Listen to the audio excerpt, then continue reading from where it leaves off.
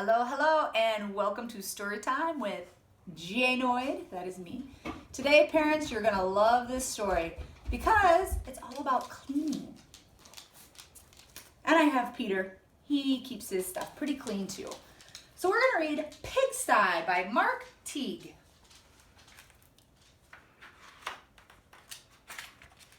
Pigsty. Monday afternoon, Wendell Folt's mother told him to clean his room. "It's turning into a pigsty," she said. Wendell went upstairs, and much to his surprise, a large pig was sitting on his bed.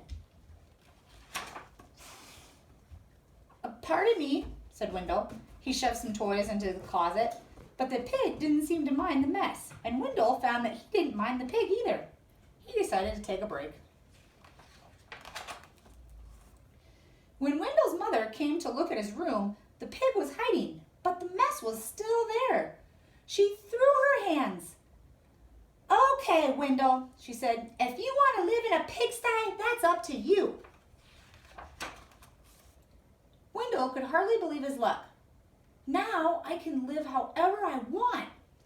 He didn't even worry when he came home on Tuesday and found a second pig in his room.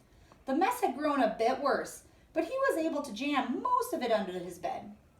"Pigs are all right," he said, "as long as it's only one or two."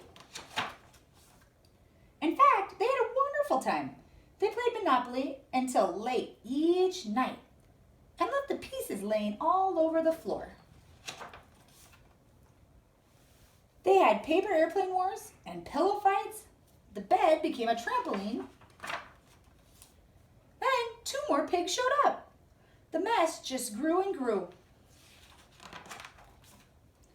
That night when Wendell went to bed, the pigs were lying everywhere. They rolled up in his blankets and hogged his pillows too. Wendell told himself he didn't mind, but then he found hoof prints on his comic books. And Friday, when he got home from school, he saw that someone had been sitting on his basketball, and his baseball cards were chewed. "That does it," said Wendell. "I've had enough." He ran downstairs to tell his mother.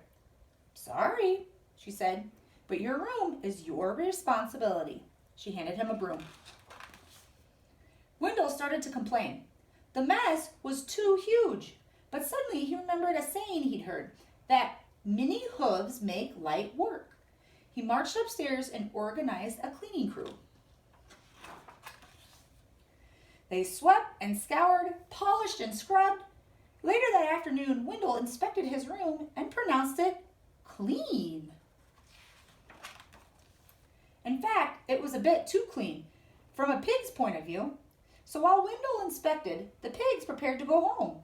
One of them made a phone call, and a farm truck came to pick them up. They hugged and grunted and oinked goodbye.